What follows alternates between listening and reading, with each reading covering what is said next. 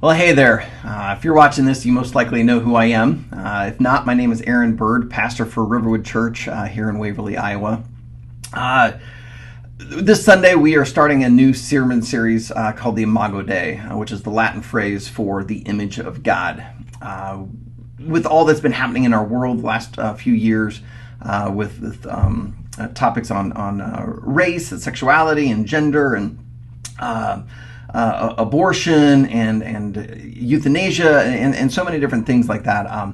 I just watched how a lot of the narrative has been happening, and I've often found myself wishing that Christians especially understood this idea that humans are made in the image of God. And I feel like it would help kind of navigate and lead us as followers of Jesus through these cultural issues, and would change the way we maybe interact with one another. So I had a different idea slated for this time slot in our calendar here at Riverwood, but probably back in, I don't know, February, March. I was talking with Jake about it during one of our weekly meetings, and he's just like, Aaron, why don't we do this? Why don't we talk about this? So we kind of made a decision way back when to talk about the importance of the Imago Dei.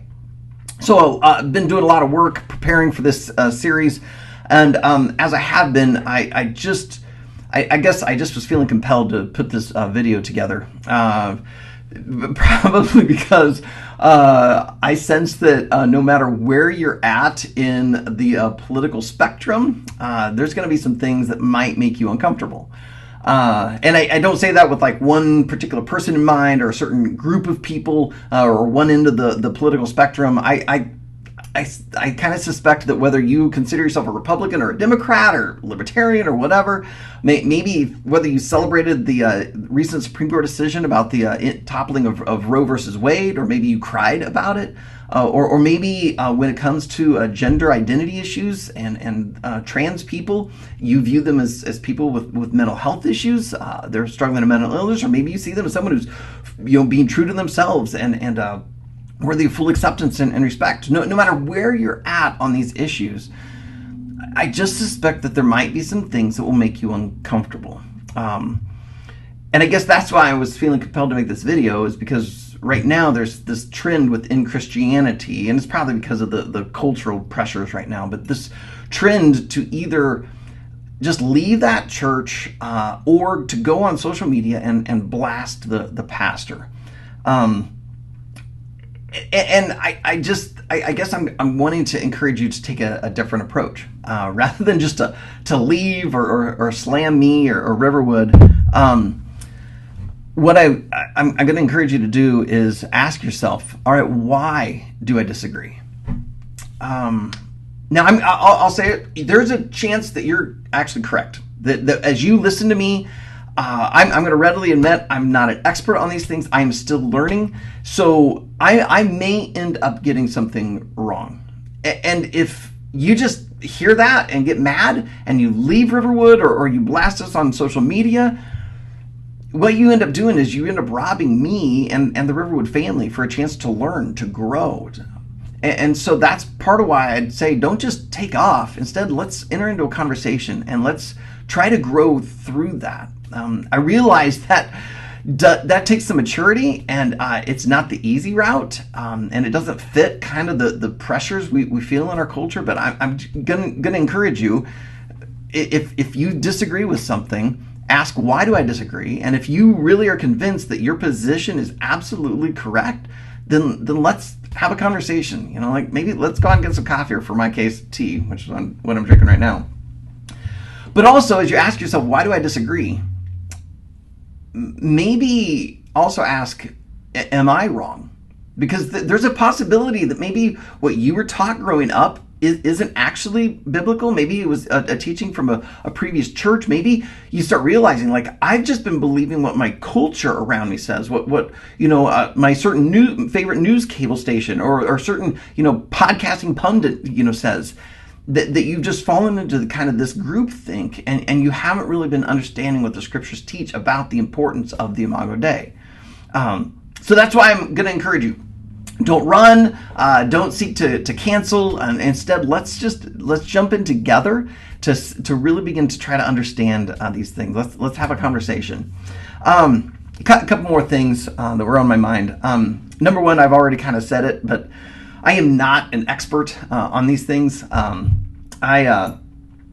still learning. I don't have a PhD, and so I'm just going to acknowledge right off that my sermons are going to be imperfect. But that doesn't mean it's not worth us at least seeking to have the conversation. I think there's great value for us to wrestle with these things. If we're going to be a church of people who live like Jesus lived and love like Jesus loved, we've got to learn, how does God view humanity? Because he's the one who made us. What does it mean to be an image bearer? And therefore, if we're going to love like Jesus, how do we interact? How do we love these humans, these image bearers that are all around us? So even though I'm not an expert, I still think it's worth us having this conversation. And then another thing that just was on my mind as I was working on stuff, there's probably going to be a lot of nuance in this series. And I say that because for some people, nuance can be really, really uncomfortable. To have nuance, it makes it seem like maybe the guy, in my case, me, the pastor, is going to act like he knows a better way, that he's smarter than everyone else. It's not that. It's not that I'm going to be presenting some sort of third option that's actually cooler and better. No, I say that there's going to be a lot of nuance because if we're going to live like Jesus, it means we're going to be living with grace and truth. And so we're going to be seeking truth. But because of sin, I don't think these issues are kind of as black and white and clear cut as some of the cultural narrative we're hearing makes it out to be. That's because we're going to find out just how messy we are, and we need a lot of grace. That's why there's going to be some nuance. And so I just want to prepare you for that, because as I said, nuance makes some people uncomfortable. And I just want you to be ready for that. So I guess in closing, despite all of that, I still think this will be worth it. I really, really, really hope you'll join us, because as I said, I really want to help you to live in the way of Jesus. I want you to live like Jesus lived and love like Jesus loved. My hope for you is that you wouldn't be a disciple of CNN or Fox, that you wouldn't just fall into the groupthink of one particular political party, that you wouldn't just follow the cultural narratives that are around us. Instead, that you'd seek to follow Jesus. Because as I've learned, probably because now as I approach 50 years of life on this planet, I'm discovering how culture just constantly shifts and changes. It really... it's a very, very poor foundation, and I want to see you have a life that's built on something far more solid. And so that's why I invite you to be a part. So please come for these 5 sermons in the series. If you can't be here for one of those weeks, we'll get the podcast up early in the week so you can listen and catch up. Even though this is probably the worst sales technique ever employed to invite someone to something like this, I really do hope that you'll join us this Sunday and all the 5 weeks of this series as we study the Imago Dei. Thanks for listening.